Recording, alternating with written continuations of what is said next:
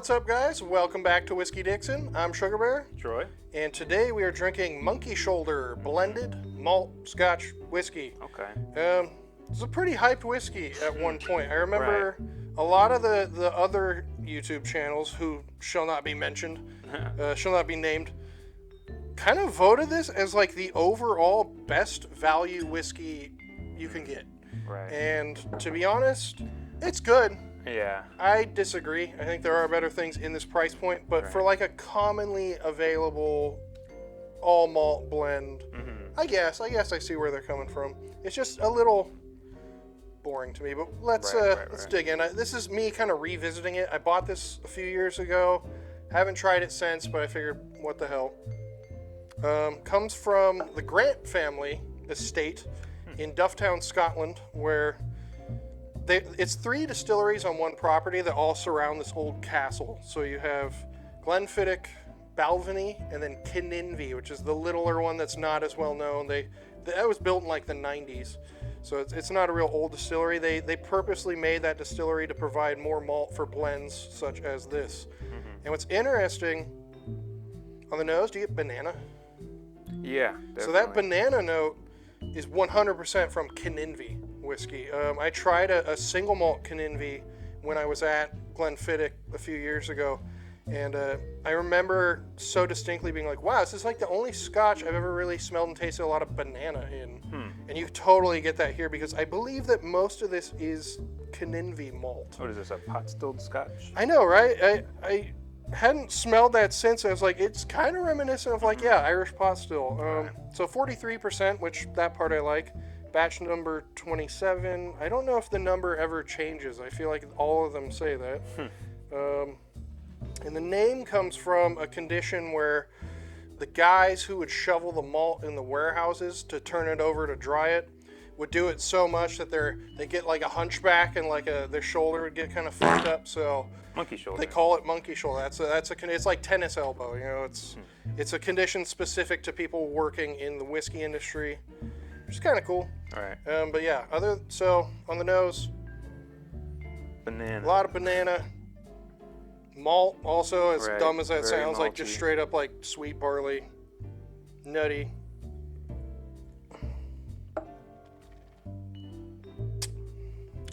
The palate, very sweet, which I kind of don't like. Almost too sweet. It's kind of got that Glenlivet sweetness, but then it kind of has a bite at the end of it. It's not quite. It's like a sweet. nuttier, like nutty, a little bit of banana. Once again, a lot of that malted, just barley, a lot of barley. Tastes pretty young. I wouldn't say soapy young, but almost. Like it's just past that point. It's not bad. It doesn't linger around long either. The finish kind of goes away pretty quick. Simple.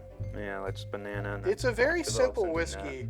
And kind of my problem with it is when I think of blends, I always think of like, they're always getting some sort of peated malt to just give it a little bit of a nice smokiness, which this has none. Yeah. So that kind of makes it a little boring to me. Comes in around $30-$35, which isn't bad, but there's single malts you can get for that price that are better than this, and also there's a couple blends you could get at that price that are better than this, in my opinion. Check out our Naked Grouse review. I would actually say that's probably going to be your best bet for like a budget blend sort of Scotch. But by all means, try this. This is a very interesting sort of middle point between all the kind of Speyside notes you get, but that's about it. This just tastes like it came from like barley country, pretty much. Right. Like this, like just a banana nut muffin. Yeah, a little bit.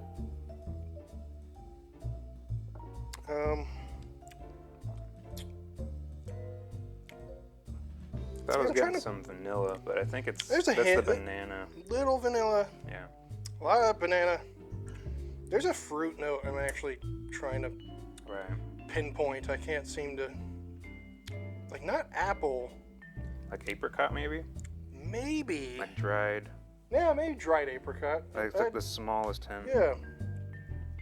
Actually says zesty orange on the back. So mellow vanilla, spicy hints, zesty orange, vanilla, honey. Don't be a drunken monkey, drink responsibly. I like that. I don't know, it's a little boring. And actually what's interesting is this blend, as far as I know, is essentially the same blend as Grant's blended whiskey, because once again, it's coming from the Grant family. It's those same 3 distilleries. Man, if only we had some of that. If only we had some on hand. Oh, wait. We do have some on hand. Grant's. Now, this is a bit more budget than this. Right. A handle of this comes in at like $25 maybe. Yeah. Like, if you can find it on sale, you can get it for 20. Pretty nuts. So. But I am curious as to what the difference is between these two, because really, other than that this is nice and smooth, it's not that exciting. It's really just not super complex. It's on the sweet side, I would say, which Did this one not a have fan of. Age statement? So these Nope. could even be the same age. They might be, for all we know. I mean, they got to be a minimum of, what, 3 years, so Right. we know they're at least that. You can tell they added way more color to this. Right. It's also a lot cheaper. This looks darker than this one, actually. On the nose, I smell more like sherry cask. Like, I get more like wine influence. Right. And I get Kind a of a hint of grapey. smoke, but there's also like a kind of glass note to it Yeah. that I think is a smell from having way too many gnarly experiences with this particular whiskey. Definitely Yeah. thrown this up a couple of times.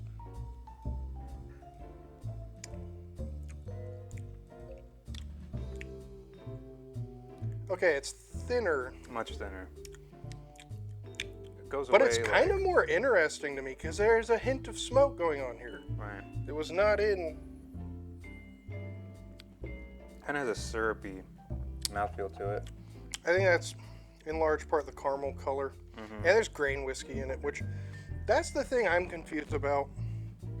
None of those distilleries that make these whiskeys make grain whiskey, so I wonder if they're getting some grain whiskey from another source, blending it in with this. It's not necessarily like a single estate deal. It's just made by the same company. Right.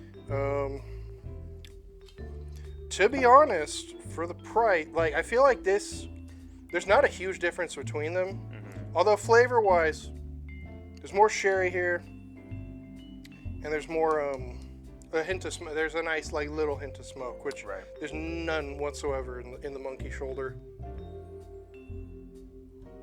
Yeah, I prefer the monkey shoulder, but when it comes to price tag, there's a note I don't like in this that reminds me of Pachin or the heavy grain. It's a little pukey smelling, to be honest. Like, I hate to say it, but smelling it right now, like a little bit of a. Yeah. It reminds me of something that has happened to me numerous times. Smells like better times. It goes down super smooth. Like, that's what's dangerous about it. Right. Way too easy to drink.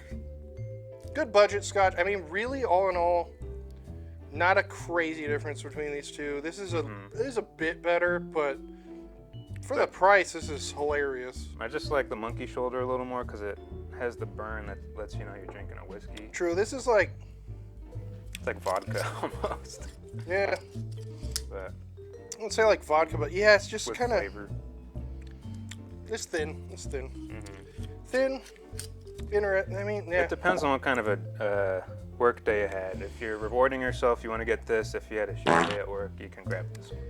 Personally, I would reach for like the Naked Grouse, or Uskabai is another one we reviewed, another blend, or even that new Dewar's Illegal cask. Oh yeah, the mezcal one. The mezcal one. Yeah.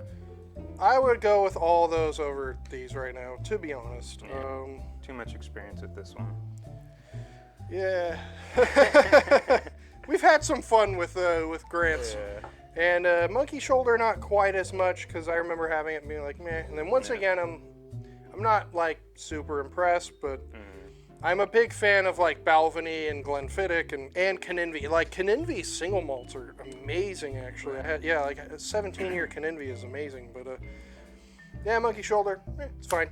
I think it gets a little more hype than it deserves, actually, but whatever. It is what it is. Any final thoughts here on these two Grant family blended whiskeys? No, I think we about covered it. I agree. Well, if you like this, subscribe to the channel, give us a thumbs up, smash that like button. Let us know what other stuff you want to see us review. We haven't even reviewed anything from Balvenie yet. We probably should. Right. They are good. They're classic, actually. And, you know, leave us fun comments and send us things, please. Yeah. I'm Sugarbear. Troy. And we are Whiskey Dixon. Until next time, cheers, sláinte, keep on drinking.